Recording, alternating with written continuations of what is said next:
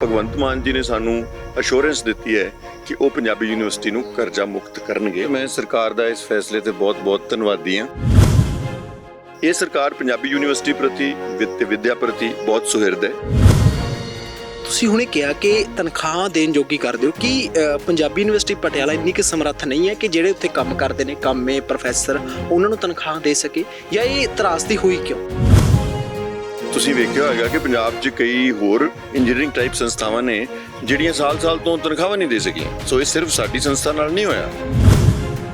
ਸਰਕਾਰ ਇਸ ਵਾਰ ਬਜਟ 'ਚ ਕਹਿ ਰਹੀ ਹੈ ਕਿ ਅਸੀਂ ਸਿੱਖਿਆ ਦੇ ਲਈ ਅਸੀਂ ਨਵੇਂ ਕਾਲਜ ਖੋਲਾਂਗੇ, ਅਸੀਂ ਯੂਨੀਵਰਸਿਟੀਆਂ ਇਸ ਤਰੀਕੇ ਨਾਲ ਕਰਾਂਗੇ ਜਾਂ ਸਕੂਲਾਂ ਨੂੰ ਅਪਗ੍ਰੇਡ ਕਰਾਂਗੇ। ਕੀ ਇਹਦੇ ਨਾਲ ਪ੍ਰਵਾਸ ਰੁਕ ਜਾਏਗਾ? ਉਹ ਸੁਪਨੇ ਇੱਥੇ ਪੂਰੇ ਕਰਨ ਦੀ ਗੱਲ ਕਰਾਂਗੇ ਤੇ ਉਹਨਾਂ ਸੁਪਨਿਆਂ ਨਾਲ ਜਦੋਂ ਸਾਡੇ ਯੂਥ ਜੁੜੇਗੀ ਤੇ ਉੱਥੇ ਰੁਜ਼ਗਾਰ ਮਿਲੇਗਾ ਤੇ ਫਿਰ ਆਪੇ ਪ੍ਰਵਾਸ ਬੰਦ ਹੋ ਜਾਏਗਾ। ਸਾਇੰਸ ਦੀ, ਇੰਜੀਨੀਅਰਿੰਗ ਦੀ, ਮੈਡੀਸਨ ਦੀ ਸਾਰੀਆਂ ਪੜ੍ਹਾਈਆਂ ਪੰਜਾਬੀ 'ਚ ਹੋਣੀਆਂ ਚਾਹੀਦੀਆਂ। ਕਿੰਨੀ ਵਧੀਆ ਗੱਲ ਲੱਗੇਗੀ ਫਿਰ ਡਾਕਟਰ ਜਿਹੜਾ ਆਪਣੀ ਪਰਚੀ ਵੀ ਪੰਜਾਬੀ 'ਚ ਲਿਖੇ। ਉਹ ਕਰਜ਼ੇ ਨੂੰ ਇੱਕ ਵਾਰੀ ਯੂਨੀਵਰਸਿਟੀ ਨੂੰ ਕਰਜ਼ੇ ਤੋਂ ਕੱਢਣਾ ਬੜਾ ਜ਼ਰੂਰੀ ਹੈ, ਕਿਉਂਕਿ ਯੂਨੀਵਰਸਿਟੀ ਇਹੋ ਜਿਹਾ ਅਦਾਰਾ ਤੇ ਹੈ ਨਹੀਂ ਵੀ ਉਹ ਕੋਈ ਸਮਾਨ ਵੇਚਦੀ ਹੈ ਵੀ ਛੇਤੀ ਹੋਰ ਪ੍ਰੋਡਕਸ਼ਨ ਵਧਾ ਕੇ ਆਪਣਾ ਕਰਜ਼ਾ ਲਾ ਲੇਗੀ। ਇਸ ਸਾਰੇ ਉੱਤਰੀ ਭਾਰਤ ਦੇ ਖਿੱਤੇ 'ਚ ਸਿਰਫ ਪੰਜਾਬੀ ਯੂਨੀਵਰਸਿਟੀ ਪਟਿਆਲਾ ਹੀ ਇੱਕ ਵਾਹਦ ਸੰਸਥਾ ਹੈ ਜਿਹੜੀ ਵਾਜਬ ਫੀਸਾਂ ਤੇ ਗਰੀਬ ਵਿਦਿਆਰਥੀਆਂ ਨੂੰ, ਲੜਕੀਆਂ ਨੂੰ, ਪਛੜੇ ਵਰਗਾਂ ਨੂੰ ਉਚੇਰੀ ਸਿੱਖਿਆ ਦਿੰਦੀ ਹੈ।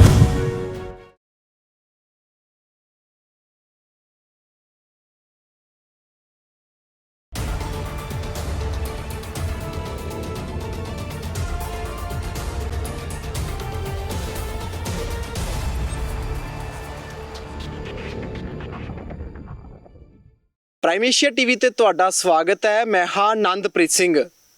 ਇਹਨਾਂ ਦਿਨੀ ਵਿਧਾਨ ਸਭਾ ਸੈਸ਼ਨ ਦੇ ਵਿੱਚ ਬੜੀ ਚਰਚਾ ਹੋਈ ਕਿ ਪੰਜਾਬੀ ਯੂਨੀਵਰਸਿਟੀ ਪਟਿਆਲਾ ਦਾ ਸਾਲਾਨਾ ਗ੍ਰਾਂਟ ਹੈ ਜਿਹੜੀ ਉਹ ਵਧਾ ਦਿੱਤੀ ਹੈ ਸਰਕਾਰ ਨੇ, ਤੇ ਸਿੱਖਿਆ ਦੇ ਖੇਤਰ ਦੇ ਵਿੱਚ ਸਰਕਾਰ ਉਹ ਕੰਮ ਕਰੇਗੀ ਜਿਹੜੀਆਂ ਪਿਛਲੀਆਂ ਸਰਕਾਰਾਂ ਨੇ ਨਹੀਂ ਕੀਤੇ।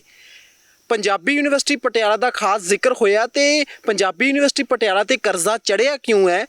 ਕਿ ਜੇ ਸਰਕਾਰ ਇੱਕ ਵਾਰੀ ਕਰਜ਼ਾ ਲਾ ਦਿੰਦੀ ਹੈ ਤਾਂ ਕੀ ਇਹ ਪੱਕਾ ਹੈ ਕਿ ਮੁੜ ਕੇ ਕਰਜ਼ਾ ਨਹੀਂ ਚੜੂਗਾ? ਇਹਦੇ ਬਾਰੇ ਗੱਲਬਾਤ ਕਰਦੇ ਹਾਂ। ਸਾਡੇ ਨਾਲ ਪੰਜਾਬੀ ਯੂਨੀਵਰਸਿਟੀ ਪਟਿਆਲਾ ਦੇ ਵਾਈਸ ਚਾਂਸਲਰ ਪ੍ਰੋਫੈਸਰ ਅਰਵਿੰਦ ਜੀ ਨੇ, ਉਹਨਾਂ ਨਾਲ ਗੱਲਬਾਤ ਕਰਦੇ ਹਾਂ। ਸਭ ਤੋਂ ਪਹਿਲਾਂ ਉਹਨਾਂ ਦਾ ਸਵਾਗਤ ਕਰਦੇ ਹਾਂ। ਸਰ, ਬਹੁਤ ਬਹੁਤ ਸਵਾਗਤ ਹੈ ਜੀ। ਜੀ ਧੰਨਵਾਦ। ਵੀਸੀ ਸਾਹਿਬ, ਕਿਵੇਂ ਦੇਖਦੇ ਹੋ ਪੰਜਾਬ ਵਿਧਾਨ ਸਭਾ ਦੇ ਵਿੱਚ 114 ਕਰੋੜ ਦੀ ਪਹਿਲਾਂ ਤੁਹਾਨੂੰ ਗ੍ਰਾਂਟ ਮਿਲਦੀ ਸੀ, ਹੁਣ ਪੰਜਾਬ ਸਰਕਾਰ ਨੇ ਵਧਾ ਕੇ 200 ਕਰੋੜ ਕਰ ਦਿੱਤੀ ਹੈ। ਕਿਵੇਂ ਦੇਖਦੇ ਹੋ ਸਰਕਾਰ ਦੇ ਇਸ ਫੈਸਲੇ ਨੂੰ? ਸਭ ਤੋਂ ਪਹਿਲੇ ਤਾਂ ਮੈਂ ਸਰਕਾਰ ਦਾ ਇਸ ਫੈਸਲੇ ਤੇ ਬਹੁਤ-ਬਹੁਤ ਧੰਨਵਾਦੀ ਹਾਂ ਜੀ, ਕਿਉਂਕਿ ਪੰਜਾਬੀ ਯੂਨੀਵਰਸਿਟੀ ਨੂੰ ਸੰਕਟ ਚੋਂ ਕੱਢਣ ਲਈ ਇੱਕ ਨੀਤੀਗਤ ਫੈਸਲੇ ਦੀ ਲੋੜ ਸੀ। ਜੀ, ਪਿੱਛੇ ਵੀ ਜੇ ਤੁਸੀਂ ਵੇਖੋ ਤੇ 2021 ਚ 21-22 ਚ ਸਪੈਸ਼ਲ ਗ੍ਰਾਂਟਾਂ ਦਿੱਤੀਆਂ ਗਈਆਂ ਕਿ ਯੂਨੀਵਰਸਿਟੀ ਤਨਖਾਹਾਂ ਦੇ ਸਕੇ। ਇੱਕ ਸਾਲ ਦੀ ਗ੍ਰਾਂਟ ਦਿੱਤੀ, ਅਗਲੇ ਸਾਲ ਫਿਰ ਯੂਨੀਵਰਸਿਟੀ ਨੂੰ ਮੰਗਣੀ ਪੈਂਦੀ ਸੀ। ਤੇ ਜਿਹੜੀ ਇਹ ਸਾਲਾਨਾ ਗ੍ਰਾਂਟ ਨੂੰ ਵਧਾਉਣ ਦੀ ਗੱਲ ਹੈ, ਮੈਂ ਵਾਈਸ ਚਾਂਸਲਰ ਬਣਨ ਤੋਂ ਬਾਅਦ ਪਹਿਲੀ ਮੁੱਖ ਗੱਲ ਇਹ ਕੀਤੀ ਸੀ ਕਿ ਜੇ ਅਸੀਂ ਯੂਨੀਵਰਸਿਟੀ ਨੂੰ ਬਚਾਉਣਾ ਹੈ ਤੇ ਉਹਨੂੰ ਤਨਖਾਹਾਂ ਦੇਣ ਜੋਗੀ ਬਣਾਇਆ ਜਾਏ। ਤਨਖਾਹਾਂ ਦੇ ਕੇ ਹੀ ਅਸੀਂ ਹੋਰ ਕੰਮਾਂ ਨੂੰ ਵਧੀਆ ਢੰਗ ਨਾਲ ਕਰ ਸਕਦੇ ਹਾਂ। ਤੇ ਸਾਡੀ ਜਿਹੜੀ ਸਾਲਾਨਾ ਗ੍ਰਾਂਟ ਆ, ਜਾਂ ਜਿਹਨੂੰ ਅਸੀਂ OH 31 ਚ ਰੈਕਰਿੰਗ ਤਨਖਾਹਾਂ ਵਾਲੀ ਗ੍ਰਾਂਟ ਕਹਿੰਦੇ ਆ, ਉਹ 240 ਕਰੋੜ ਰੁਪਈਆ ਸਾਲ ਕਰ ਦਿੱਤੀ ਜਾਵੇ। ਤੇ 200 ਕਰੋੜ ਦਾ ਜਿਹੜਾ ਬਜਟਰੀ ਪ੍ਰੋਵੀਜ਼ਨ ਇਸ ਬਜਟ 'ਚ ਹੋ ਗਈ ਹੈ। ਮੇਰੀ ਫਾਈਨੈਂਸ ਮਿਨਿਸਟਰ ਸਾਹਿਬ ਨਾਲ ਗੱਲ ਹੋਈ ਸੀ, ਉਹ ਕਹਿੰਦੇ ਕਿ ਜਦੋਂ ਰਿਵਾਈਜ਼ਡ ਐਸਟੀਮੇਟਸ ਪੇਸ਼ ਕਰਾਂਗੇ ਤੇ ਅਸੀਂ ਇਹਨੂੰ ਹੋਰ ਵੀ ਵਧਾਵਾਂਗੇ। ਸਰ, ਇਹ ਤੁਸੀਂ ਹੁਣੇ ਕਿਹਾ ਕਿ ਤਨਖਾਹ ਦੇਣ ਜੋਗੀ ਕਰ ਦਿਓ ਕਿ ਪੰਜਾਬੀ ਯੂਨੀਵਰਸਿਟੀ ਪਟਿਆਲਾ ਇੰਨੀ ਕਿ ਸਮਰੱਥ ਨਹੀਂ ਹੈ ਕਿ ਜਿਹੜੇ ਉੱਥੇ ਕੰਮ ਕਰਦੇ ਨੇ ਕਾਮੇ ਪ੍ਰੋਫੈਸਰ ਉਹਨਾਂ ਨੂੰ ਤਨਖਾਹ ਦੇ ਸਕੇ, ਜਾਂ ਇਹ ਤਰਾਸਦੀ ਹੋਈ ਕਿਉਂ? ਵੇਖੋ ਜੀ, ਇਸ ਤਰ੍ਹਾਂ ਹੈ ਕਿ ਪੰਜਾਬੀ ਯੂਨੀਵਰਸਿਟੀ ਪਟਿਆਲਾ ਦਾ ਬਜਟ 470 ਕਰੋੜ ਰੁਪਏ ਦਾ ਇਸ ਸਾਲ। ਜੀ, ਅਸੀਂ ਸਰਕਾਰ ਕੋਲੋਂ ਸਿਰਫ 240 ਮੰਗ ਰਹੇ ਹਾਂ ਤੇ ਬਾਕੀ ਦੇ ਪੈਸੇ ਅਸੀਂ ਫੀਸਾਂ ਚੋਂ, ਅਫੀਲੀਏਸ਼ਨਸ ਚੋਂ, ਹੋਰ ਚੀਜ਼ਾਂ ਚੋਂ ਕਮਾਉਣੇ ਵੀ ਹਾਂ। ਪਰ ਇੱਕ ਗੱਲ ਜ਼ਰੂਰ ਸਾਫ਼ ਹੋਣੀ ਚਾਹੀਦੀ ਹੈ ਕਿ ਇਸ ਸਾਰੇ ਉੱਤਰੀ ਭਾਰਤ ਦੇ ਖਿੱਤੇ 'ਚ ਸਿਰਫ ਪੰਜਾਬੀ ਯੂਨੀਵਰਸਿਟੀ ਪਟਿਆਲਾ ਹੀ ਇੱਕ ਵਾਹਦ ਸੰਸਥਾ ਹੈ ਜਿਹੜੀ ਵਾਜਬ ਫੀਸਾਂ ਤੇ ਗਰੀਬ ਵਿਦਿਆਰਥੀਆਂ ਨੂੰ, ਲੜਕੀਆਂ ਨੂੰ, ਪਛੜੇ ਵਰਗਾਂ ਨੂੰ ਉਚੇਰੀ ਸਿੱਖਿਆ ਦਿੰਦੀ ਹੈ। ਬਾਕੀ ਯੂਨੀਵਰਸਿਟੀਆਂ ਇਸ ਸਰਵਾਈਵਲ ਦੇ ਚੱਕਰ 'ਚ ਆਪਣੀਆਂ ਫੀਸਾਂ ਇੰਨੀਆਂ ਕੁ ਵਧਾ ਚੁੱਕੀਆਂ ਕਿ ਆਮ ਆਦਮੀ ਦੀ ਪਹੁੰਚ ਤੋਂ ਬਾਹਰ ਨਿਕਲ ਗਈਆਂ। ਅੱਛਾ ਸਰ, ਵੀਸੀ ਸਾਹਿਬ, ਇੱਕ ਗੱਲ ਇਹ ਹੈ ਕਿ ਯੂਨੀਵਰਸਿਟੀ ਦੇ ਉੱਤੇ ਲਗਾਤਾਰ ਕਰਜ਼ੇ ਦੀ ਗੱਲ ਹੁੰਦੀ ਹੈ, ਪਿਛਲੀ ਸਰਕਾਰਾਂ ਵੇਲੇ ਵੀ ਹੋਈ ਹੈ, ਮੌਜੂਦਾ ਸਰਕਾਰ ਵੇਲੇ ਵੀ ਹੋਈ ਹੈ। ਇਹ ਸਮਝਣਾ ਚਾਹਾਂਗੇ ਥੋੜ੍ਹਾ ਜਿਹਾ, ਇਹ ਕਰਜ਼ਾ ਚੜ੍ਹ ਕਿਉਂ ਗਿਆ? ਆਖਰ ਵਿਦਿਅਕ ਸੰਸਥਾਵਾਂ ਦੇ ਉੱਤੇ ਕਰਜ਼ਾ ਕਿਉਂ ਚੜ੍ਹ ਗਿਆ? ਇਹਦਾ ਕਾਰਨ ਕੀ ਹੈ? ਕਿ ਉਸ ਵੇਲੇ ਜਦੋਂ ਇਹ ਕਰਜ਼ਾ ਲਿਆ ਗਿਆ ਸੀ ਕਿ ਆਪਣੀ ਆਮਦਨ ਨੂੰ ਧਿਆਨ 'ਚ ਨਹੀਂ ਰੱਖਿਆ ਗਿਆ ਸੀ, ਜਾਂ ਫਿਰ ਕੀ ਕਾਰਨ ਸੀਗਾ? ਨਹੀਂ, ਇਹੀ ਕਾਰਨ ਹੈ ਕਿ ਅਸੀਂ, ਕਿਉਂਕਿ ਪੰਜਾਬੀ ਯੂਨੀਵਰਸਿਟੀ 'ਚ ਵਾਜਬ ਫੀਸਾਂ ਨਾਲ ਉਚੇਰੀ ਸਿੱਖਿਆ ਦਿੰਦੇ ਆ ਤੇ ਫਿਰ ਜਦੋਂ ਤਨਖਾਹਾਂ ਵੱਧਦੀਆਂ ਨੇ, ਪੇ ਕਮਿਸ਼ਨ ਲੱਗਦੇ ਆ, ਉਸ ਹਿਸਾਬ ਨਾਲ ਸਾਡੀਆਂ ਗਰਾਂਟਾਂ ਨਹੀਂ ਵਧੀਆਂ ਤੇ ਇਸ ਕਰਕੇ ਕਰਜ਼ੇ ਲੈਣੇ ਪਏ ਤਨਖਾਹਾਂ ਦੇਣ ਲਈ। ਕੁਝ ਹੋਰ ਵੀ ਗੱਲਾਂ ਨੇ ਪੰਜਾਬੀ ਯੂਨੀਵਰਸਿਟੀ 'ਚ, ਕੁਝ ਸਾਡੀ ਜਿਵੇਂ ਨਾਨ ਟੀਚਿੰਗ ਸਟਾਫ ਦੀ, ਕੁਝ ਓਵਰ ਸਟਾਫਿੰਗ ਦੀ ਗੱਲ ਵੀ ਹੁੰਦੀ ਹੈ। ਇਹਨੂੰ ਮੈਂ ਕਹਿ ਸਕਦਾ ਵੀ ਸਾਨੂੰ ਥੋੜ੍ਹੀਆਂ ਜਿਹੀਆਂ ਸਟਰਕਚਰਲ ਰਿਫਾਰਮਸ ਦੀ ਵੀ ਲੋੜ ਹੈ, ਕਿਉਂਕਿ ਜਿਸ ਢੰਗ ਨਾਲ ਐਡਮਿਸ਼ਨਾਂ ਦਾਖਲੇ ਵੱਧ ਰਹੇ ਸੀ, ਉਹ ਤੁਹਾਨੂੰ ਪਤਾ ਹੀ ਹੈ ਕਿ ਪਿਛਲੇ 4-5 ਸਾਲ ਤੋਂ ਘਟਣੇ ਸ਼ੁਰੂ ਹੋ ਗਏ ਜਦੋਂ ਕਿ ਪੰਜਾਬ 'ਚੋਂ ਬਾਹਰ ਜਾਣ ਦਾ ਰੁਝਾਨ ਸ਼ੁਰੂ ਹੋਇਆ। ਤੇ ਸਾਡੇ ਕੋਲ 3 ਇੰਜੀਨੀਅਰਿੰਗ ਕਾਲਜ ਸੀ, ਉਹਨਾਂ ਦੇ ਦਾਖਲੇ ਘਟ ਗਏ, ਉਹਨਾਂ ਨਾਲ ਯੂਨੀਵਰਸਿਟੀ ਦੀ ਆਮਦਨ ਵੀ ਕਾਫੀ ਹੱਦ ਤੱਕ ਘਟੀ। ਤਾਂ ਉਸ ਵੇਲੇ ਲੋੜ ਸੀ ਕਿ ਅਸੀਂ ਸਟਰਕਚਰਲ ਰਿਫਾਰਮਸ ਕਰਦੇ, ਜਿਹੜੀਆਂ ਸ਼ਾਇਦ ਸ਼ੁਰੂ ਨਹੀਂ ਉਦੋਂ ਹੋ ਸਕੀਆਂ, ਜਿਹੜੀਆਂ ਵੀ ਹੁਣ ਵੀ ਅਸੀਂ ਉਹ ਵੀ ਸ਼ੁਰੂ ਕਰ ਦਿੱਤੀਆਂ। ਅੱਛਾ ਵੀ ਸਾਹਿਬ, ਇਹ ਤੁਸੀਂ ਮੰਨਦੇ ਹੋ ਕਿ ਜਿਸ ਤਰ੍ਹਾਂ ਨਾਲ ਪੰਜਾਬ ਸਰਕਾਰ ਇੱਕ ਵਾਈਟ ਪੇਪਰ ਲੈ ਕੇ ਆਉਂਦੀ ਹੈ, ਇਸੇ ਤਰ੍ਹਾਂ ਤੁਹਾਨੂੰ ਵੀ ਪੰਜਾਬੀ ਯੂਨੀਵਰਸਿਟੀ ਪਟਿਆਲਾ ਦਾ ਇੱਕ ਵਾਈਟ ਪੇਪਰ ਹੋਣਾ ਚਾਹੀਦਾ ਹੈ ਕਿ ਪਿਛਲੇ ਸਾਲਾਂ ਦੌਰਾਨ ਯੂਨੀਵਰਸਿਟੀ ਘਾਟੇ 'ਚ ਕਿਉਂ ਗਈ? ਕਿਉਂਕਿ ਪੰਜਾਬ ਦੇ ਲੋਕ ਇਹ ਜਾਣਨਾ ਚਾਹੁੰਦੇ ਨੇ ਕਿ ਆਖਰ ਇਹ ਸਭ ਕੁਝ ਹੋਇਆ ਹੋਇਆ ਕਿਉਂ, ਤੇ ਉਹਦੇ ਲਈ ਜ਼ਿੰਮੇਵਾਰ ਕੌਣ ਹੈ? ਜ਼ਿੰਮੇਵਾਰੀ ਤਾਂ ਤੈਅ ਕਰਨੀ ਪਏਗੀ ਨਾ ਜੀ ਆਪਾਂ ਨੂੰ। ਮੈਂ ਤੁਹਾਨੂੰ ਪਹਿਲੇ ਹੀ ਦੱਸਦਾ ਨਾ ਕਿ ਮੁੱਖ ਰੂਪ 'ਚ ਅਸੀਂ ਇਹਦੀ ਐਨਾਲਿਸਿਸ ਕਰ ਚੁੱਕੇ ਹਾਂ, ਇਹਦੇ ਲਈ ਕੋਈ ਨਵੇਂ ਵਾਈਟ ਪੇਪਰ ਦੀ ਲੋੜ ਨਹੀਂ। ਮੁੱਖ ਰੂਪ 'ਚ ਇਹਦੇ ਦੋ ਹੀ ਵੱਡੇ ਕਾਰਨ ਆ। ਇੱਕ ਕਾਰਨ ਆ ਕਿ ਅਸੀਂ ਵਾਜਬ ਫੀਸਾਂ ਤੇ ਉਚੇਰੀ ਸਿੱਖਿਆ ਦਿੰਦੇ ਆ, ਤੇ ਦੂਜਾ ਕਾਰਨ ਆ ਕਿ ਸਾਡੀਆਂ ਕੁਝ ਸਟਰਕਚਰਲ ਰਿਫਾਰਮਸ ਚਾਹੀਦੀਆਂ ਸੀ। ਕੁਝ ਕੋਰਸ ਇਹੋ ਜਿਹੇ ਵੱਡੇ ਰੂਪ 'ਚ ਯੂਨੀਵਰਸਿਟੀ ਸ਼ੁਰੂ ਕਰ ਬੈਠੀ, ਜਿਹੜੇ ਕਿ ਖਾਸ ਕਰਕੇ ਬੀਟੈਕ ਦੇ, ਇੰਜੀਨੀਅਰਿੰਗ ਦੇ ਕੋਰਸ, ਜਿਨ੍ਹਾਂ ਦੀ ਉਨੀ ਪਪੂਲੈਰਿਟੀ ਨਹੀਂ ਰਹੀ, ਉਨੀ ਜੌਬ ਮਾਰਕੀਟ 'ਚ ਨਹੀਂ ਉਹਨਾਂ ਦੀ ਵੈਲਿਊ ਰਹੀ। ਤੇ ਤੁਸੀਂ ਵੇਖਿਆ ਹੋਵੇਗਾ ਕਿ ਪੰਜਾਬ 'ਚ ਕਈ ਹੋਰ ਇੰਜੀਨੀਅਰਿੰਗ ਟਾਈਪ ਸੰਸਥਾਵਾਂ ਨੇ ਜਿਹੜੀਆਂ ਸਾਲ-ਸਾਲ ਤੋਂ ਤਨਖਾਹਾਂ ਨਹੀਂ ਦੇ ਸਕੀਆਂ। ਸੋ ਇਹ ਸਿਰਫ ਸਾਡੀ ਸੰਸਥਾ ਨਾਲ ਨਹੀਂ ਹੋਇਆ, ਇਹ ਉਹਨਾਂ ਸਾਰੀਆਂ ਸੰਸਥਾਵਾਂ ਨਾਲ ਹੋਇਆ ਜਿਨ੍ਹਾਂ ਨੇ ਟੈਕਨੀਕਲ ਕੋਰਸਿਸ 'ਚ ਨਵੇਂ ਕੋਰਸ ਸ਼ੁਰੂ ਕਰ ਲਏ, ਫੈਕਲਟੀ ਵੀ ਰੱਖ ਲਈ, ਇਨਫਰਾਸਟ੍ਰਕਚਰ ਵੀ ਬਣਾ ਲਈ, ਪਰ ਪਿਛਲੇ 4-5 ਸਾਲ ਤੋਂ ਇਹ ਰੁਝਾਨ ਘਟ ਗਏ। ਤੇ ਹੁਣ ਅਸੀਂ ਉਹ ਰੁਝਾਨਾਂ ਨੂੰ ਬਦਲ ਰਹੇ ਹਾਂ, ਯੂਨੀਵਰਸਿਟੀ ਨੂੰ ਉਸ ਪਾਸੇ ਲਿਆ ਰਹੇ ਹਾਂ ਜਿਹਦੇ ਨਾਲ ਉਹ ਲੰਬੇ ਸਮੇਂ ਤੱਕ ਚੱਲ ਸਕੇ। ਵੀ ਸਭ ਇੱਕ ਅਹਿਮ ਪਹਿਲੂ ਤੁਸੀਂ ਇੱਥੇ ਛੋਇਆ ਕਿ ਐਡਮਿਸ਼ਨਾਂ ਘਟਦੀਆਂ ਜਾ ਰਹੀਆਂ ਨੇ, ਪ੍ਰਵਾਸ ਹੋਣਾ ਉਹ ਵੱਡੀ ਗਿਣਤੀ ਦੇ ਨਾਲ ਸ਼ੁਰੂ ਹੋ ਗਿਆ ਪੰਜਾਬ ਦੇ ਵਿੱਚ। ਉਹ ਤਾਂ ਕਈ ਦਹਾਕਿਆਂ ਤੋਂ ਹੋ ਰਿਹਾ ਹੈਗਾ, ਪਰ ਜਿਉਂ ਹੁਣ ਦੀ ਗੱਲ ਕਰੀਏ, ਜੇ ਕਈ ਪਿਛਲੇ 5-10 ਸਾਲਾਂ ਦੀ ਗੱਲ ਕਰੀਏ ਤਾਂ ਪ੍ਰਵਾਸ ਹੋਰ ਜ਼ਿਆਦਾ ਵੱਧ ਗਿਆ। 12ਵੀਂ ਕਰਕੇ ਇੱਥੇ ਜ਼ਿਆਦਾ ਕਾਲਜਾਂ ਯੂਨੀਵਰਸਿਟੀਆਂ 'ਚ ਪੜ੍ਹਨਾ ਨਹੀਂ ਚਾਹੁੰਦੇ, ਤਾਂ ਸਰਕਾਰ ਇਸ ਵਾਰ ਬਜਟ 'ਚ ਕਹਿ ਰਹੀ ਹੈ ਕਿ ਅਸੀਂ ਸਿੱਖਿਆ ਦੇ ਲਈ ਅਸੀਂ ਨਵੇਂ ਕਾਲਜ ਖੋਲਾਂਗੇ, ਅਸੀਂ ਯੂਨੀਵਰਸਿਟੀਆਂ ਇਸ ਤਰੀਕੇ ਨਾਲ ਕਰਾਂਗੇ ਜਾਂ ਸਕੂਲਾਂ ਨੂੰ ਅਪਗ੍ਰੇਡ ਕਰਾਂਗੇ। ਕੀ ਇਹਦੇ ਨਾਲ ਪ੍ਰਵਾਸ ਰੁਕ ਜਾਏਗਾ, ਜਾਂ ਇਹਦੇ ਨਾਲ ਕਿਵੇਂ ਮੰਨਦੇ ਹੋ ਤੁਸੀਂ ਇਸ ਚੀਜ਼ ਨੂੰ, ਕਿੱਦਾਂ ਦੇਖਦੇ ਹੋ? ਕਿ ਬਹੁਤ ਵਧੀਆ ਤੁਹਾਡਾ ਸਵਾਲ ਹੈ। ਦੇਖੋ ਜੀ, ਪ੍ਰਵਾਸ ਰੁਕੇਗਾ ਜਦੋਂ ਅਸੀਂ ਨਵੀਂ ਪੀੜ੍ਹੀ ਨੂੰ ਆਪਣੇ ਸੁਪਨੇ ਇੱਥੇ ਪੂਰੇ ਕਰਨ ਦੀ ਥਾਂ ਦੇਵਾਂਗੇ। ਪ੍ਰਵਾਸ ਸਿਰਫ ਵਿਦਿਅਕ ਸੰਸਥਾਵਾਂ ਨੂੰ ਅੱਗੇ ਵਧਾਉਣ ਨਾਲ ਨਹੀਂ ਰੁਕੇਗਾ। ਉਸ ਢੰਗ ਦਾ ਸਮਾਜ ਸਿਰਜਣਾ ਜਿਹਦੇ 'ਚ ਅੱਜ ਦੇ ਨਵੇਂ ਜ਼ਮਾਨੇ ਦਾ ਬੱਚਾ ਮਨੁੱਖ, ਜਿਹਨੂੰ ਦੁਨੀਆ ਬਾਰੇ ਸਭ ਕੁਝ ਇੰਟਰਨੈਟ ਦੇ ਜ਼ਰੀਏ ਗਿਆਨ ਹੈ, ਉਹ ਆਪਣੇ ਸੁਪਨੇ ਬੁਣ ਸਕੇ ਤੇ ਖੁਸ਼ੀ ਨਾਲ ਰਹਿ ਸਕੇ। ਸਭ ਤੋਂ ਪਹਿਲੀ ਗੱਲ ਹੈ ਰੁਜ਼ਗਾਰ ਪੈਦਾ ਕਰਨਾ। ਰੁਜ਼ਗਾਰ ਪੈਦਾ ਕਰਨਾ, ਔਰ ਰੁਜ਼ਗਾਰ ਸਿਰਫ ਇਹ ਨਹੀਂ ਕਿ ਸਰਕਾਰੀ ਨੌਕਰੀਆਂ ਦੇ ਕੇ ਰੁਜ਼ਗਾਰ ਪੈਦਾ ਕਰਨਾ। ਤੁਸੀਂ ਬਾਹਰਲੇ ਮੁਲਕਾਂ 'ਚ ਵੀ ਜਾਓਗੇ ਤੇ ਰੁਜ਼ਗਾਰ ਦੇ ਬਹੁਤ ਸਾਰੇ ਹੋਰ ਤਰੀਕੇ ਨੇ। ਇਹਦੇ 'ਚ ਅਸੀਂ ਜਿਵੇਂ ਕਹਿੰਦੇ ਆ ਵੀ ਐਂਟਰਪ੍ਰੀਨਿਓਰਸ਼ਿਪ, ਕੋਈ ਕਾਰੋਬਾਰ ਛੋਟੇ, ਜਿੱਥੇ ਸਾਡੇ ਯੂਥ ਜਿਹੜੀ ਆ ਉਹ ਪਿੰਡਾਂ 'ਚ ਰਹਿੰਦੇ ਹੋਏ ਹੀ ਇੱਕ ਵਧੀਆ ਜ਼ਿੰਦਗੀ ਬਤੀਤ ਕਰ ਸਕਣ। ਇਸੇ ਤਰ੍ਹਾਂ ਹੀ ਖੇਤੀ ਨੂੰ ਇੱਕ ਲਾਹੇਵੰਦ ਤੇ ਵਧੀਆ ਕਿੱਤੇ ਦੇ ਰੂਪ 'ਚ ਦੁਬਾਰਾ ਲਿਆਉਣਾ, ਤਾਂ ਕਿ ਲੋਕ ਇਹ ਨਾ ਮਹਿਸੂਸ ਕਰਨ ਵੀ ਖੇਤੀ ਕੀ ਹੈ, ਇਹਦੇ 'ਚੋਂ ਤਾਂ ਬਣਦਾ ਕੁਛ ਨਹੀਂ। ਸੋ ਇਸ ਕਰਕੇ ਜਦੋਂ ਅਸੀਂ ਉਹ ਸੁਪਨੇ ਇੱਥੇ ਪੂਰੇ ਕਰਨ ਦੀ ਗੱਲ ਕਰਾਂਗੇ, ਤੇ ਉਹਨਾਂ ਸੁਪਨਿਆਂ ਨਾਲ ਜਦੋਂ ਸਾਡੇ ਯੂਥ ਜੁੜੇਗੀ ਤੇ ਉੱਥੇ ਰੁਜ਼ਗਾਰ ਮਿਲੇਗਾ, ਤੇ ਫਿਰ ਆਪੇ ਪ੍ਰਵਾਸ ਬੰਦ ਹੋ ਜਾਏਗਾ। ਸਭ ਕੀ ਇਹ ਸਾਰਾ ਕੁਝ ਸਰਕਾਰ ਕਰੇਗੀ ਜਾਂ ਫਿਰ ਵਿਦਿਅਕ ਸੰਸਥਾਵਾਂ ਵਿੱਚ ਅਹਿਮ ਰੋਲ ਨਿਭਾ ਸਕਦੀਆਂ, ਜਾਂ ਯੂਨੀਵਰਸਿਟੀ ਕਾਲਜ? ਜੀ ਬਿਲਕੁਲ ਨਿਭਾ ਸਕਦੀਆਂ। ਅਸੀਂ ਜਿਵੇਂ ਪੰਜਾਬੀ ਯੂਨੀਵਰਸਿਟੀ 'ਚ ਪੇਂਡੂ ਕਾਰੋਬਾਰੀ ਤੇ ਹੁਨਰ ਵਿਕਾਸ ਕੇਂਦਰ ਸ਼ੁਰੂ ਕੀਤਾ ਹੈ, ਤਾਂ ਕਿ ਇਹੋ ਜਿਹੇ ਐਂਟਰਪ੍ਰੀਨਿਓਰ ਪੈਦਾ ਕੀਤੇ ਜਾਣ ਜਿਹੜੇ ਪਿੰਡਾਂ 'ਚ ਜਾ ਕੇ ਛੋਟੇ ਕੰਮ ਕਰਨ ਤੇ ਆਪਣਾ ਵੀ ਜੀਵਨ ਵਧੀਆ ਢੰਗ ਨਾਲ ਜੀਣ ਤੇ ਉੱਥੇ ਉਹ ਰੁਜ਼ਗਾਰ ਵੀ ਪੈਦਾ ਕਰਨ। ਇਸੇ ਤਰ੍ਹਾਂ ਅਸੀਂ ਨਵੇਂ ਕਿਸਮ ਦੇ ਕੋਰਸ ਪੰਜਾਬੀ ਯੂਨੀਵਰਸਿਟੀ 'ਚ ਸ਼ੁਰੂ ਕੀਤੇ, ਜਿਨ੍ਹਾਂ ਨੂੰ ਅਸੀਂ ਕਹਿ ਰਹੇ ਹਾਂ 5 ਈਅਰ ਇੰਟੀਗ੍ਰੇਟਿਡ ਪ੍ਰੋਗਰਾਮਸ। ਉਹਦੇ 'ਚ ਅਸੀਂ ਭਾਸ਼ਾਵਾਂ ਦੇ ਕੋਰਸ, ਸੋਸ਼ਲ ਸਾਇੰਸਿਸ ਦੇ course, mathematical and computing sciences ਦੇ ਕੋਰਸ, ਉਹਦੇ ਵਿੱਚ ਅਸੀਂ ਜਿਹੜੇ ਤੁਹਾਡੇ ਪਰਫਾਰਮਿੰਗ ਐਂਡ ਵਿਜ਼ੂਅਲ ਆਰਟਸ ਦੇ ਕੋਰਸ, ਬਾਕੀ ਬਾਇਓਲੋਜੀਕਲ ਸਾਇੰਸਿਸ ਦੇ ਕੋਰਸ, ਫਿਜ਼ੀਕਲ ਸਾਇੰਸਿਸ ਦੇ ਕੋਰਸ, ਬਿਲਕੁਲ ਨਵੀਂ ਕਿਸਮ ਦੇ 6 ਸਟਰੀਮਸ ਦੇ ਕੋਰਸ ਸ਼ੁਰੂ ਕੀਤੇ ਹੈ। ਤੇ ਮੈਂ ਤੁਹਾਨੂੰ ਰੌਚਕ ਗੱਲ ਦੱਸਾਂਗਾ ਕਿ ਪਿਛਲੇ ਸਾਲ ਜਦੋਂ ਲੋਕ ਪ੍ਰਵਾਸ ਤੇ ਐਡਮਿਸ਼ਨਾਂ ਦੇ ਘਟਣ ਦੀ ਗੱਲ ਕਰ ਰਹੇ ਸੀ, ਅਸੀਂ ਉਹਨਾਂ ਕੋਰਸਾਂ 'ਚ 800 ਬੱਚੇ ਨੇ ਸਾਡੇ ਕੋਲ ਕੈਂਪਸ 'ਚ ਐਡਮਿਸ਼ਨ ਲਈ। ਇਹਦਾ ਮਤਲਬ ਹੈ ਜੇ ਅਸੀਂ ਦੁਨੀਆ ਵਿੱਚ ਜਿਸ ਤਰ੍ਹਾਂ ਦੇ ਵਰਲਡ ਕਲਾਸ ਕਿਸਮ ਦੇ ਇੰਟਰਡਿਸਪਲਿਨਰੀ, ਮਲਟੀਡਿਸਪਲਿਨਰੀ ਵਧੀਆ ਕੋਰਸ ਸ਼ੁਰੂ ਕਰੀਏ, ਤੇ ਉਹਨਾਂ 'ਚ ਫਿਰ ਐਡਮਿਸ਼ਨਾਂ ਵੀ ਹੁੰਦੀਆਂ ਨੇ, ਕਿਉਂਕਿ ਨਵੀਂ ਪੀੜ੍ਹੀ ਵੀ ਵੇਖਦੀ ਹੈ ਵੀ ਚੰਗੇ ਕੋਰਸ ਕਿਹੜੇ।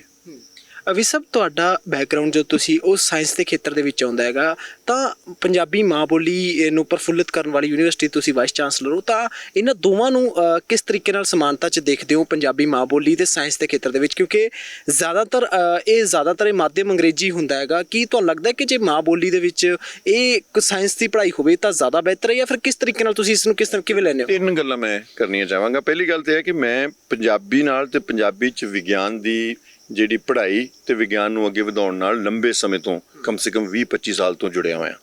ਸੋ ਇਸ ਕਰਕੇ ਜਿਹੜਾ ਪੰਜਾਬੀ ਯੂਨੀਵਰਸਿਟੀ ਦਾ ਇਹ ਕੰਮ ਆ ਕਿ ਉਹਨੇ ਪੰਜਾਬੀ ਨੂੰ ਅੱਗੇ ਲਿਆਉਣਾ ਹੈ, ਮੈਂ ਇਹਨੂੰ ਬਹੁਤ ਜ਼ਰੂਰੀ ਸਮਝਦਾ। ਔਰ ਜਿਹੜਾ ਤੁਹਾਡਾ ਮੇਰੇ ਹਿਸਾਬ ਨਾਲ ਸਾਇੰਸ ਦੀ, ਇੰਜੀਨੀਅਰਿੰਗ ਦੀ, ਮੈਡੀਸਨ ਦੀ ਸਾਰੀਆਂ ਪੜ੍ਹਾਈਆਂ ਪੰਜਾਬੀ 'ਚ ਹੋਣੀਆਂ ਚਾਹੀਦੀਆਂ। 100% ਪੰਜਾਬੀ 'ਚ ਨਾ ਵੀ ਹੋਣ, ਪਰ ਉਹ ਜੇ ਪੰਜਾਬ 'ਚ ਜਿਹੜੇ ਕੋਰਸ ਚੱਲਦੇ ਆ ਉਹਨਾਂ 'ਚ ਮੇਜਰ ਕੰਪੋਨੈਂਟ ਪੰਜਾਬੀ। ਕਿੰਨੀ ਵਧੀਆ ਗੱਲ ਲੱਗੇਗੀ ਵੀ ਡਾਕਟਰ ਜਿਹੜਾ ਆਪਣੀ ਪਰਚੀ ਵੀ ਪੰਜਾਬੀ 'ਚ ਲਿਖੇ, ਹਾਂਜੀ, ਇੰਜੀਨੀਅਰ ਆਪਣੇ ਜਿਹੜੇ ਡਿਜ਼ਾਈਨ ਬਣਾਉਂਦਾ ਹੈ ਜਦੋਂ ਉਹ ਪੰਜਾਬੀ 'ਚ ਬਣਾਵੇ। ਸੋ ਉਸ ਤਰੀਕੇ ਨਾਲ ਪੰਜਾਬੀ ਵੀ ਅੱਗੇ ਵਧੇਗੀ ਤੇ ਵੱਖ-ਵੱਖ ਕਿੱਤੇ ਵੀ ਪੰਜਾਬੀ ਨਾਲ ਜੁੜਨਗੇ।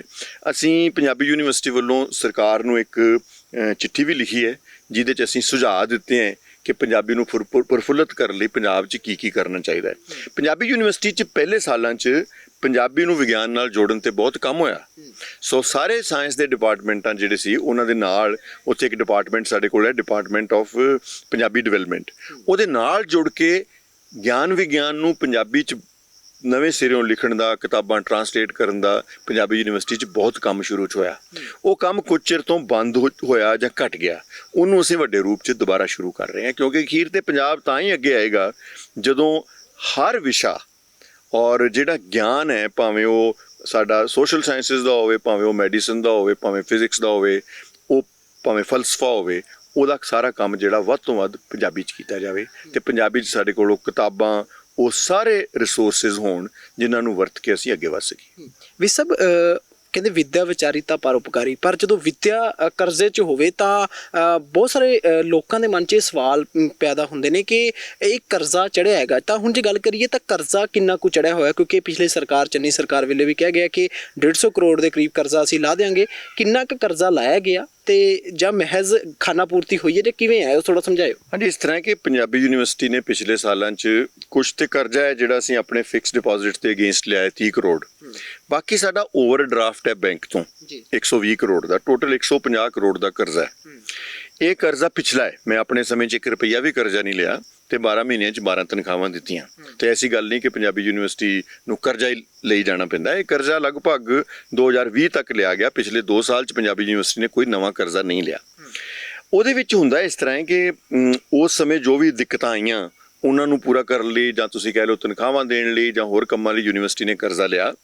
ਤੇ ਉਹ ਕਰਜ਼ੇ ਨੂੰ ਇੱਕ ਵਾਰੀ ਯੂਨੀਵਰਸਿਟੀ ਨੂੰ ਕਰਜ਼ੇ ਤੋਂ ਕੱਢਣਾ ਬੜਾ ਜ਼ਰੂਰੀ ਹੈ, ਕਿਉਂਕਿ ਯੂਨੀਵਰਸਿਟੀ ਇਹੋ ਜਿਹਾ ਅਦਾਰਾ ਤੇ ਹੈ ਨਹੀਂ ਵੀ ਉਹ ਕੋਈ ਸਮਾਨ ਵੇਚਦੀ ਹੈ ਵੀ ਛੇਤੀ ਹੋਰ ਪ੍ਰੋਡਕਸ਼ਨ ਵਧਾ ਕੇ ਆਪਣਾ ਕਰਜ਼ਾ ਲਾ ਲੇਗੀ।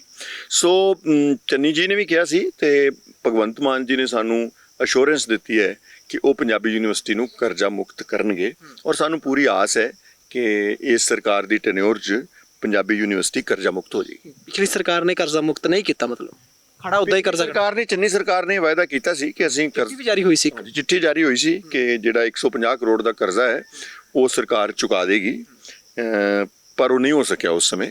ਪਰ ਮੈਨੂੰ ਪੂਰੀ ਆਸ ਹੈ ਇਸ ਸਰਕਾਰ ਕੋਲੋਂ, ਕਿਉਂਕਿ ਇਹ ਸਰਕਾਰ ਪੰਜਾਬੀ ਯੂਨੀਵਰਸਿਟੀ ਪ੍ਰਤੀ ਤੇ ਵਿਦਿਆ ਪ੍ਰਤੀ ਬਹੁਤ ਸੁਹਿਰਦ ਹੈ। ਤੇ ਜਦੋਂ ਬਜਟ ਤੋਂ ਬਾਅਦ ਮੇਰੀ ਮੀਟਿੰਗ ਹੋਈ ਤੇ ਮੈਨੂੰ ਕਿਹਾ ਗਿਆ ਕਿ ਤੁਸੀਂ ਇਸ ਗੱਲ ਬਾਰੇ ਬਿਲਕੁਲ ਫਿਕਰ ਨਾ ਕਰੋ, ਸਰਕਾਰ ਨੂੰ ਪਤਾ ਹੈ ਕਿ ਪੰਜਾਬੀ ਯੂਨੀਵਰਸਿਟੀ ਕਰਜ਼ੇ ਹੇਠ ਨਹੀਂ ਹੋਣੀ ਚਾਹੀਦੀ ਤੇ ਅਸੀਂ ਇਹਦਾ ਹੱਲ ਜਿਹੜਾ ਉਹ ਲੱਭਾਂਗੇ। ਵੀਸੀ ਸਾਹਿਬ, ਡਿਗਰੀਆਂ ਕਰਕੇ ਵਿਦਿਆਰਥੀ ਲਗਾਤਾਰ ਖੱਜਲ ਖੁਆਰ ਹੋ ਰਹੇ ਨੇ, ਧਰਨੇ ਲੱਗ ਰਹੇ ਨੇ, ਸਾਰਾ ਕੁਝ ਹੋ ਰਿਹਾ ਹੈਗਾ, ਅਸਾਮੀਆਂ ਖਾਲੀਆਂ ਪਈਆਂ ਨੇ। ਤੁਹਾਡੇ ਜੇ ਯੂਨੀਵਰਸਿਟੀ ਦੀ ਗੱਲ ਕਰੀਏ ਤਾਂ ਕਿੰਨੀ ਕੁ ਅਸਾਮੀਆਂ ਜਿਹੜੀਆਂ ਖਾਲੀ ਪਈਆਂ ਨੇ ਤੇ ਉਹਨੂੰ ਭਰਨ ਦੇ ਲਈ ਤੁਸੀਂ ਕੀ ਜਦੋਜਹਿਦ ਕਰ ਰਹੇ ਹੋ? ਦੇਖੋ ਜੀ, ਯੂਨੀਵਰਸਿਟੀ 'ਚ ਅਸਾਮੀਆਂ ਖਾਲੀ ਹੈ ਨਹੀਂ, ਕੁਝ ਬਹੁਤ ਜ਼ਿਆਦਾ ਤਾਂ ਨਹੀਂ ਆ, ਪਰ ਅਸੀਂ ਭਰਾਂਗੇ। ਕੁਝ ਇਹੋ ਜਿਹੇ ਖੇਤਰ ਨੇ ਜਿਨ੍ਹਾਂ 'ਚ ਨਵੀਂ ਫੈਕਲਟੀ ਰੱਖਣ ਦੀ ਲੋੜ ਹੈ ਤੇ ਹੁਣ ਅਗਲੇ ਸਾਲ 'ਚ ਅਸੀਂ ਉਹ ਪਹਿਲ ਕਦਮੀ ਕਰਾਂਗੇ ਔਰ ਨਵੀਂ ਫੈਕਲਟੀ ਰੱਖਾਂਗੇ। ਕਾਲਜਾਂ ਵਿੱਚ ਫੋਰ ਐਗਜ਼ਾਮਪਲ ਜਿਹੜੇ ਸਾਡੇ ਕੰਸਟੀਚੂਐਂਟ ਕਾਲਜਿਸ ਨੇ, 133 ਟੀਚਰਾਂ ਦੀਆਂ ਅਸਾਮੀਆਂ ਅਸੀਂ ਐਡਵਰਟਾਈਜ਼ ਕੀਤੀਆਂ ਨੇ ਤੇ ਬੜੇ ਲੰਬੇ ਸਮੇਂ ਬਾਅਦ ਉਹ ਅਸਾਮੀਆਂ ਭਰੀਆਂ ਜਾਣਗੀਆਂ ਤਾਂ ਕਿ ਸਾਡੇ ਕੋਲ ਕਾਲਜਾਂ 'ਚ ਪੜ੍ਹਾਉਣ ਲਈ ਰੈਗੂਲਰ ਟੀਚਰ ਹੋਣਗੇ ਕੰਸਟੀਚੂਐਂਟ ਕਾਲਜਿਸ ਕੋਲ। ਪਰ ਇੱਕ ਮੈਂ ਗੱਲ ਕਹਾਂਗਾ ਕਿ ਇੱਕ ਕੰਮ ਕਰਨ ਵਾਲਾ ਹੈ ਜਿਹੜਾ ਅਸੀਂ ਸਰਕਾਰ ਤੇ ਜ਼ੋਰ ਪਾਵਾਂਗੇ ਕਿ ਜਦੋਂ ਪੰਜਾਬ ਵਿੱਚ ਅਸੀਂ ਕਿਸੇ ਯੰਗ ਬੰਦੇ ਨੂੰ ਨਵੀਂ ਨੌਕਰੀ ਦਿੰਦੇ ਆ, ਨਵੀਂ ਜੌਬ ਦਿੰਦੇ ਆ, ਭਾਵੇਂ ਉਹ ਅਧਿਆਪਕ ਹੋਵੇ, ਭਾਵੇਂ ਉਹ ਡਾਕਟਰ ਹੋਵੇ, ਭਾਵੇਂ ਉਹ ਇੰਜੀਨੀਅਰ ਹੋਵੇ, ਤੇ ਅਸੀਂ ਕਹਿੰਦੇ ਆ ਵੀ ਪਹਿਲੇ 3 ਸਾਲ ਇਹ ਬੇਸਿਕ ਪੇ ਤੇ ਕੰਮ ਕਰੇਗਾ। ਤੁਸੀਂ ਮੈਨੂੰ ਦੱਸੋ ਵੀ ਕੋਈ ਵਿਦਵਾਨ ਜਿਹਨੇ PhD ਕਿਸੇ ਚੰਗੀ ਥਾਂ ਤੋਂ ਕੀਤੀ ਹੈ, ਜਿਹਨੂੰ ਮੈਂ ਲਿਆਉਣਾ ਚਾਹਾਂਗਾ ਪੰਜਾਬੀ ਯੂਨੀਵਰਸਿਟੀ 'ਚ ਕਿ ਉਹ ਆ ਕੇ ਅਧਿਆਪਨ ਤੇ ਖੋਜ ਦਾ ਕੰਮ ਕਰੇ, 21,600 'ਚ ਨੌਕਰੀ ਕਰਨ ਲਈ ਤਿਆਰ ਹੋਏਗਾ? ਉਹਦੇ ਖੋਜਾਰਥੀ ਨੂੰ ਜਿਹੜਾ UGC ਦਾ ਫੈਲੋਸ਼ਿਪ 35,000 ਮਹੀਨੇ ਦਾ ਮਿਲਦਾ ਹੈ। ਸੋ ਇਹ ਗੱਲ ਨੂੰ ਬਦਲਣ ਦੀ ਲੋੜ ਹੈ ਕਿ ਅਸੀਂ ਨਵੀਂ ਭਰਤੀ ਨੂੰ ਇੰਨਾ ਡਿਸਕਰੇਜ ਨਾ ਕਰੀਏ ਵੀ ਉਹਨਾਂ ਨੂੰ ਸਿਰਫ ਬੇਸਿਕ ਪੇ ਤੇ ਕੰਮ ਕਰ ਲਈ ਕਹੀਏ।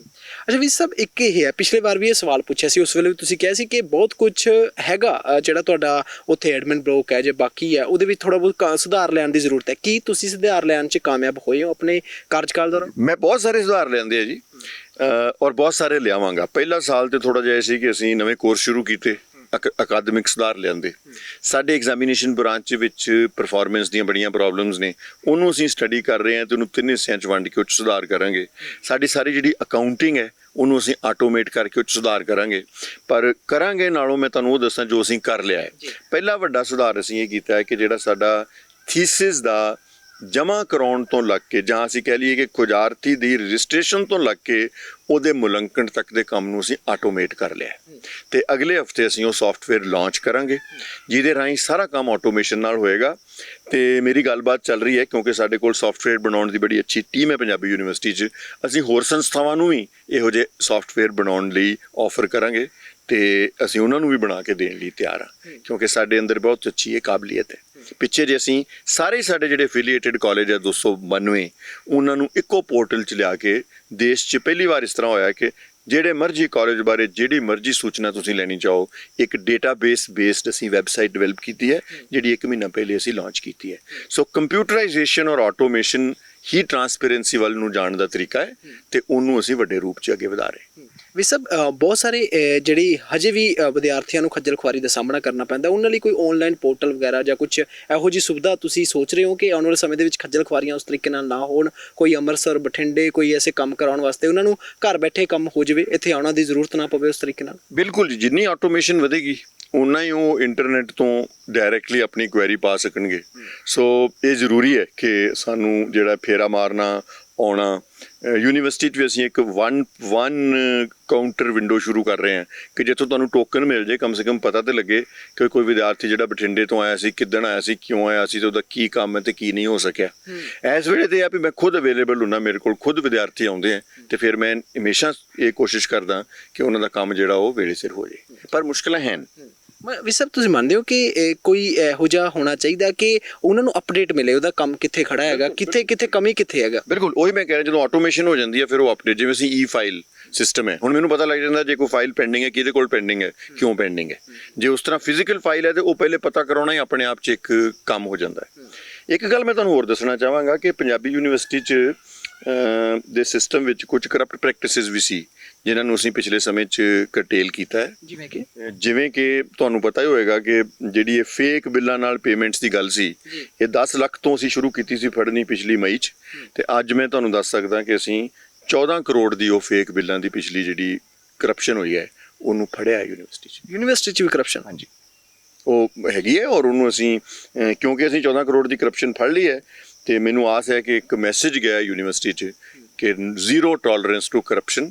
ਪੰਜਾਬ ਸਰਕਾਰ ਤੇ ਖੈਰ ਮੈਨੂੰ ਬਹੁਤ, ਮੈਂ ਇਸ ਚੀਜ਼ ਨੂੰ ਵੈਲਕਮ ਕਰਦਾ ਕਿ ਆਮ ਆਦਮੀ ਪਾਰਟੀ ਸਰਕਾਰ ਜ਼ੀਰੋ ਟੋਲਰੈਂਸ ਟੂ ਕਰਪਸ਼ਨ ਦੀ ਗੱਲ ਕਰ ਰਹੀ ਹੈ, ਪਰ ਮੈਂ ਤੇ ਮਈ 2021 ਤੋਂ ਹੀ ਇਹ ਗੱਲ ਸ਼ੁਰੂ ਕਰ ਦਿੱਤੀ ਸੀ ਤੇ ਮਈ 'ਚ ਜੁਆਇਨ ਕਰਨ ਤੋਂ 1 ਮਹੀਨੇ ਦੇ ਵਿੱਚ ਹੀ ਮੈਂ ਜਿਹੜਾ ਇਹ ਕਰਪਸ਼ਨ ਦੇ ਅਸੀਂ ਖਿਲਾਫ ਅਭਿਆਨ ਸ਼ੁਰੂ ਕੀਤਾ। ਅੱਜ ਅਸੀਂ 14 ਕਰੋੜ ਦੀ ਕਰਪਸ਼ਨ ਲਿਆ ਚੁੱਕੇ ਹਾਂ to the book. Vice chancellor ਬਣਨ ਤੋਂ ਪਹਿਲਾਂ ਕੀ ਸੋਚਿਆ ਸੀ ਤੇ ਬਾਅਦ ਦੇ ਵਿੱਚ ਜਦੋਂ ਹੁਣ ਤਜਰਬਾ ਹੋ ਰਿਹਾ ਹੈਗਾ, ਕੀ ਮਹਿਸੂਸ ਕਰ ਰਹੇ ਹੋ ਕਿ ਓਨਾ ਸੌਖਾ ਹੈਗਾ ਉਸ ਸਿਸਟਮ ਦੇ ਵਿੱਚ ਰਹਿ ਕੇ ਕੰਮ ਕਰਨਾ, ਜਾਂ ਕਰਾਉਣਾ ਕੰਮ ਕਿੰਨਾ ਔਖਾ ਲੱਗਿਆ? ਦੇਖੋ ਜੀ, ਮੈਂ ਯੂਨੀਵਰਸਿਟੀ ਸਿਸਟਮ ਤੋਂ ਬਾਹਰੋਂ ਆਇਆ, ਮੈਂ institute of science education and research ਇੱਥੇ ਜਿੱਥੇ ਆਪਾਂ ਬੈਠੇ ਇੱਥੇ ਕੰਮ ਕਰਦਾ ਸਾਂ ਤੇ ਇੱਥੋਂ ਜਦੋਂ ਮੈਂ ਗਿਆ ਤੇ ਇੱਕ ਡਰ ਵੀ ਸੀ, ਇੱਕ ਆਸ ਵੀ ਸੀ ਤੇ ਇੱਕ ਜੋ ਕਿਉਂਕਿ ਪੰਜਾਬ ਦੇ ਐਕੈਡਮਿਸ਼ੀਅਨਸ ਨੇ ਮੈਨੂੰ ਕਿਹਾ ਸੀ ਵੀ ਇਹ ਕੰਮ ਕਰਨਾ ਹੈ ਤੇ ਮੈਂ ਇੱਕ ਮਿਸ਼ਨ ਮੋਡ 'ਚ ਇੱਕ ਬੈਗ ਲੈ ਕੇ ਉੱਥੇ ਗਿਆ ਸਾਂ। ਤੇ ਹੁਣ ਮੈਨੂੰ ਬੜੀ ਯੂਨੀਵਰਸਿਟੀ ਆਪਣੀ ਲੱਗਦੀ ਹੈ। ਪਹਿਲੀ ਗੱਲ ਤੇ ਹੈ ਮੈਂ ਬਹੁਤ ਕੁਝ ਉੱਥੋਂ ਸਿੱਖਿਆ, ਜਿਹੜੇ ਉੱਥੇ ਸੈਮੀਨਾਰ ਹੁੰਦੇ ਆ, ਜਿਹੜੀ ਉੱਥੇ ਸਾਹਿਤ ਨਾਲ, ਪੰਜਾਬੀ ਨਾਲ, ਧਰਮ ਅਧਿਐਨ ਨਾਲ, ਹੋਰ ਬਹੁਤ ਸਾਰੇ ਵਧੀਆ ਜਿਹੜੇ ਉੱਥੇ ਐਕੈਡੈਮਿਕ ਪ੍ਰੋਗਰਾਮ ਹੁੰਦੇ ਉਹਨਾਂ ਨਾਲ ਜੁੜ ਕੇ। ਸੱਭਿਆਚਾਰ ਦੇ ਪੱਖ ਤੋਂ ਪੰਜਾਬੀ ਯੂਨੀਵਰਸਿਟੀ ਬੜੀ ਅੱਗੇ ਹੈ। ਜਿਹੜੇ ਉੱਥੇ ਸੰਗੀਤ ਦੇ ਨਾਟਕਾਂ ਦੇ ਉਹ ਪ੍ਰੋਗਰਾਮ ਹੁੰਦੇ ਉਹਨਾਂ ਨਾਲ ਜੁੜ ਕੇ, ਜਿਵੇਂ ਪਿੱਛੇ ਜੇ ਮੈਂ ਕੁਆਂਟਮ ਫਿਜ਼ਿਕਸ ਦੀ ਇੱਕ ਕਾਨਫਰੰਸ ਪੰਜਾਬੀ ਯੂਨੀਵਰਸਿਟੀ 'ਚ ਕਰਾਈ ਸੀ, ਤੇ ਜਦੋਂ ਸਾਰੇ ਦੇਸ਼ ਤੋਂ ਡੈਲੀਗੇਟ ਆਏ ਤੇ ਜਿਹੜਾ ਸੰਗੀਤ ਪ੍ਰੋਗਰਾਮ ਅਸੀਂ ਰੱਖਿਆ, ਅਸੀਂ ਇੱਕ ਵੀ ਆਰਟਿਸਟ ਬਾਹਰੋਂ ਨਹੀਂ ਬੁਲਾਇਆ। ਤੇ ਉਹ ਮੈਨੂੰ ਬਾਰ-ਬਾਰ ਪੁੱਛਦੇ ਰਹੇ ਵੀ ਇਹ ਪ੍ਰੋਫੈਸ਼ਨਲ ਆਰਟਿਸਟ ਕਿੱਥੋਂ ਆਏ ਆ। ਮੈਂ ਕਿਹਾ ਇਹ ਮੇਰੀ ਯੂਨੀਵਰਸਿਟੀ ਦੇ ਆਪਣੇ ਹੀ ਆਰਟਿਸਟ ਨੇ। ਸੋ ਇਹਨਾਂ ਗੱਲਾਂ ਨਾਲ ਜੁੜ ਕੇ ਮੈਨੂੰ ਬਹੁਤ ਖੁਸ਼ੀ ਹੋਈ। ਪਹਿਲੀ ਗੱਲ ਤੇ ਬਹੁਤ ਕੁਝ ਸਿੱਖਣ ਨੂੰ ਮਿਲਿਆ। ਤੇ ਜੇ ਮੇਰਾ ਕੌਨਫੀਡੈਂਸ ਲੈਵਲ 3 ਸੀ ਜਿੱਦਣ ਮੈਂ ਜੁਆਇਨ ਕੀਤਾ ਸੀ, ਤੇ ਅੱਜ ਮੇਰਾ ਕੌਨਫੀਡੈਂਸ ਲੈਵਲ 8 ਹੈ 10 ਚੋਂ, ਕਿ ਇਹ ਯੂਨੀਵਰਸਿਟੀ ਬਹੁਤ ਵਧੀਆ ਕੰਮ ਆਉਣ ਵਾਲੇ ਸਾਲਾਂ 'ਚ ਕਰੇਗੀ। ਮੇਰੀ ਲੀਡਰਸ਼ਿਪ 'ਚ ਜਾਂ ਕਿਸੇ ਹੋਰ ਦੀ ਲੀਡਰਸ਼ਿਪ 'ਚ ਲੰਬੇ ਸਮੇਂ ਤੱਕ ਪੰਜਾਬ ਤੇ ਪੰਜਾਬੀ ਦੀ ਸੇਵਾ ਕਰਦੀ ਰਹੀ। ਜਦੋਂ ਪ੍ਰੋਫੈਸਰ ਸੀ ਉਦੋਂ ਧਰਨੇ ਉਸ ਤਰੀਕੇ ਨਾਲ ਲਾਉਂਦੇ ਸੀ, ਜਦੋਂ ਧਰਨੇ ਆਪਣੇ ਖਿਲਾਫ ਲੱਗਦੇ ਨੇ, ਜਦੋਂ ਜ਼ਿੰਦਾਬਾਦ ਮੁਰਦਾਬਾਦ ਹੁੰਦੀ ਹੈ, ਉਦੋਂ ਕਿੰਨਾ ਕੁ ਔਖਾ ਲੱਗਦਾ ਹੁੰਦਾ? ਨਹੀਂ, ਮੈਨੂੰ ਇਹ ਬਹੁਤਾ ਔਖਾ ਨਹੀਂ ਲੱਗਦਾ ਜੀ, ਕਿਉਂਕਿ ਇਹ ਵੀ ਇੱਕ ਡੈਮੋਕ੍ਰੈਟਿਕ ਪ੍ਰੋਸੈਸ ਆ ਕਿ ਜਿਹੜਾ ਵੀ ਕੋਈ ਧਰਨਾ ਲਾ ਰਿਹਾ ਹੁੰਦਾ ਹੈ, ਜਦੋਂ ਆਪਾਂ ਉਹਦੇ ਨਾਲ ਡਾਇਲੌਗ, ਮੈਂ ਅਕ੍ਰੋਸ ਦੀ ਟੇਬਲ ਡਾਇਲੌਗ 'ਚ ਵਿਸ਼ਵਾਸ ਕਰਦਾ, ਤੇ ਮੈਂ ਇਹਨੂੰ ਕੋਈ ਆਪਣੀ ਬੇਇੱਜ਼ਤੀ ਨਹੀਂ ਸਮਝਦਾ ਵੀ ਕਿਸੇ ਨੇ ਧਰਨਾ ਲਾਇਆ ਹੈ। ਮੈਂ ਸਾਰਿਆਂ ਦੀ ਗੱਲ ਸੁਣਦਾ, ਤੇ ਜਿਹੜੀਆਂ ਵਾਜਬ ਗੱਲਾਂ ਹੁੰਦੀਆਂ ਉਹਨਾਂ ਤੇ ਅਸੀਂ ਅੱਗੇ ਪ੍ਰੋਗਰੈਸ ਕਰਦੇ ਹਾਂ। ਕਈ ਵਾਰ ਗੱਲ ਇਹ ਹੁੰਦੀ ਆ ਵੀ ਗੱਲ ਨਹੀਂ ਮੰਨੀ ਜਾ ਸਕਦੀ ਹੁੰਦੀ, ਫਿਰ ਉਹਨੂੰ ਸਮਝਾਉਣ ਦੀ ਵੀ ਕੋਸ਼ਿਸ਼ ਕਰੀਦੀ ਹੈ। ਸੋ ਮੈਨੂੰ ਕੋਈ ਬਹੁਤ ਵੱਡੀ ਮੁਸ਼ਕਿਲ ਅਜੇ ਤੱਕ ਇਸ ਮਾਮਲੇ 'ਚ ਨਹੀਂ ਆਈ। ਅਖੀਰ ਦੇ ਵਿੱਚ ਜਿਹੜੇ ਇਸ ਵੇਲੇ ਦਰਸ਼ਕ ਤੁਹਾਨੂੰ ਵੇਖ ਰਹੇ ਨੇ, ਪੰਜਾਬ ਦੇ ਬਹੁਤ ਸਾਰੇ ਲੋਕ ਦੇਖ ਰਹੇ ਨੇ, ਉਹਨਾਂ ਲਈ ਨਵੀਂ ਪਹਿਲ ਕਦਮੀਆਂ ਕੀ ਨੇ? ਤੁਹਾਡੀਆਂ ਯੂਨੀਵਰਸਿਟੀ ਕੀ ਸੋਚ ਰਹੀ ਹੈ? ਕਿਸ ਤਰੀਕੇ, ਕਿਸ ਦਿਸ਼ਾ ਵੱਲ ਅੱਗੇ ਵਧਣਾ ਚਾਹੁੰਦੀ ਹੈ? ਜੀ, ਪਹਿਲੀ ਗੱਲ ਤੇ ਹੈ ਕਿ ਅਸੀਂ ਪੰਜਾਬੀ ਯੂਨੀਵਰਸਿਟੀ 'ਚ ਉੱਚ ਮਿਆਰ ਦੀ ਖੋਜ ਪੰਜਾਬੀ ਦੇ ਸੰਦਰਭ 'ਚ, ਸਾਹਿਤ ਦੇ ਸੰਦਰਭ 'ਚ, ਭਾਸ਼ਾ, ਸਾਡਾ ਜਿਹੜਾ ਸੰਗੀਤ ਹੈ, ਜਿਹੜਾ ਆਰਟ ਹੈ, ਇਹਨੂੰ ਅੱਗੇ ਵਧਾਵਾਂਗੇ। ਜਿਹੜੇ ਸਾਡੇ ਬਾਕੀ ਦੇ ਵਿਸ਼ੇ ਹੈ, ਭਾਵੇਂ ਉਹ ਟੈਕਨੋਲੋਜੀ ਦੇ ਨੇ, ਸਾਇੰਸ ਦੇ ਨੇ, ਉਹਨਾਂ ਨੂੰ ਵੀ ਅਸੀਂ ਵੱਡੇ ਰੂਪ 'ਚ ਅੱਗੇ ਵਧਾਵਾਂਗੇ, ਕਿਉਂਕਿ ਬਹੁਤ ਲੋੜ ਹੈ ਪੰਜਾਬ ਨੂੰ। ਮਾਲਵੇ ਦੇ ਖੇਤਰ ਦੀ ਇਹ ਸਭ ਤੋਂ ਵੱਡੀ ਯੂਨੀਵਰਸਿਟੀ ਵੱਖ-ਵੱਖ ਤਰੀਕੇ ਨਾਲ ਅੱਗੇ ਵਧੇਗੀ ਖੋਜ ਦੇ ਕਾਰਜਾਂ 'ਚ। ਜਿਸ ਤੱਕ ਅਧਿਆਪਨ ਦਾ ਸਵਾਲ ਹੈ, ਅਸੀਂ ਇਸ ਤਰ੍ਹਾਂ ਦਾ ਅਧਿਆਪਨ ਪੰਜਾਬੀ ਯੂਨੀਵਰਸਿਟੀ 'ਚ ਕਰਾਂਗੇ ਕਿ ਆਉਣ ਵਾਲੇ ਸਮੇਂ 'ਚ ਪੰਜਾਬ ਨੂੰ ਤੇ ਪੰਜਾਬੀਆਂ ਨੂੰ ਵਿਦਵਾਨ ਦੇ ਸਕੀਏ ਸਾਰਿਆਂ ਵਿਸ਼ਿਆਂ ਦੇ। ਤੇ ਪੰਜਾਬੀ ਕਮਿਊਨਿਟੀ ਨੂੰ ਮੈਂ ਸਿਰਫ ਇਹ ਅਪੀਲ ਕਰਦਾ ਕਿ ਇਹ ਯੂਨੀਵਰਸਿਟੀ ਪੰਜਾਬੀਆਂ ਦੀ ਹੈ। ਤੁਸੀਂ ਮੈਂ ਅੱਗੇ ਵੀ ਇਹ ਗੱਲ ਕਹੀ ਸੀ ਵੀ ਸਰਕਾਰਾਂ ਆਉਂਦੀਆਂ ਜਾਂਦੀਆਂ ਰਹਿੰਦੀਆਂ ਨੇ, ਦੇਸ਼ ਵੀ ਬਣਦੇ ਟੁੱਟਦੇ ਰਹਿੰਦੇ ਨੇ, ਯੂਨੀਵਰਸਿਟੀਆਂ ਸੈਂਕੜੇ ਸਾਲਾਂ ਤੱਕ ਚੱਲਦੀਆਂ ਨੇ, ਔਰ ਪੰਜਾਬੀ ਯੂਨੀਵਰਸਿਟੀ ਕਿਉਂਕਿ ਪੰਜਾਬੀ ਦੇ ਨਾਂ 'ਤੇ ਬਣੀ ਹੈ, ਇਹ ਸਾਰੇ ਪੰਜਾਬੀਆਂ ਦੀ ਹੈ। ਆਪਣੇ ਆਪਣੇ ਤਰੀਕੇ ਨਾਲ ਯੂਨੀਵਰਸਿਟੀ ਨਾਲ ਥੋੜ੍ਹਾ ਜਿਹਾ ਜ਼ਰੂਰ ਜੁੜੋ, ਉਹਦਾ ਤੁਹਾਨੂੰ ਵੀ ਲਾਭ ਹੋਏਗਾ, ਪੰਜਾਬੀ ਤੇ ਪੰਜਾਬੀ ਸੱਭਿਆਚਾਰ ਨੂੰ ਵੀ ਲਾਭ ਹੋਏਗਾ, ਤੇ ਯੂਨੀਵਰਸਿਟੀ ਨੂੰ ਵੀ ਬਲ ਮਿਲੇਗਾ। ਮੈਂ ਆਸ ਕਰਦਾ ਕਿ ਲੋਕ ਜ਼ਰੂਰ ਜੁੜਨਗੇ, ਤੇ ਤੁਸੀਂ ਸਾਡੇ ਨਾਲ ਜੁੜੇ, ਤੁਹਾਡਾ ਬਹੁਤ ਧੰਨਵਾਦ ਜੀ। ਬਹੁਤ ਤੁਹਾਡਾ ਧੰਨਵਾਦ, ਤੁਸੀਂ ਆਏ ਜੀ। ਸ਼ੁਕਰੀਆ। ਤਾਂ ਪੰਜਾਬੀ ਯੂਨੀਵਰਸਿਟੀ ਪਟਿਆਲਾ ਦੇ ਵਾਈਸ ਚਾਂਸਲਰ ਪ੍ਰੋਫੈਸਰ ਅਰਵਿੰਦ ਜੀ ਦੇ ਨਾਲ ਗੱਲਬਾਤ ਕੀਤੀ ਹੈ, ਤੇ ਕਹਿ ਰਹੇ ਨੇ ਕਿ ਪੰਜਾਬੀ ਯੂਨੀਵਰਸਿਟੀ ਪਟਿਆਲਾ ਨੂੰ ਜ਼ਰੂਰ ਜਿਹੜਾ ਨਵੇਂ ਦੇ ਸਾਧਿਆਂ ਤੱਕ ਲੈ ਕੇ ਜਾਣਗੇ, ਨਵੇਂ ਦੇ ਸਾਧਿਆਂ ਨੂੰ ਸਰ ਕਰਨਗੇ। ਫਿਲਹਾਲ ਤੁਹਾਨੂੰ ਸਾਡੀ ਇਹ ਗੱਲਬਾਤ ਕਿਹੋ ਜਿਹੀ ਲੱਗੀ, ਸਾਨੂੰ ਟਿੱਪਣੀ ਦੇ ਰੂਪ ਦੇ ਵਿੱਚ ਜ਼ਰੂਰ ਦੱਸਣਾ। ਮੈਨੂੰ ਆਨੰਦਪ੍ਰੀਤ ਸਿੰਘ ਨੂੰ ਦਿਓ ਇਜਾਜ਼ਤ। ਵੇਖਦੇ ਰਹੋ ਪ੍ਰਾਈਮ ਏਸ਼ੀਆ TV, ਤੁਹਾਡਾ ਆਪਣਾ, ਤੁਹਾਡੇ ਲਈ।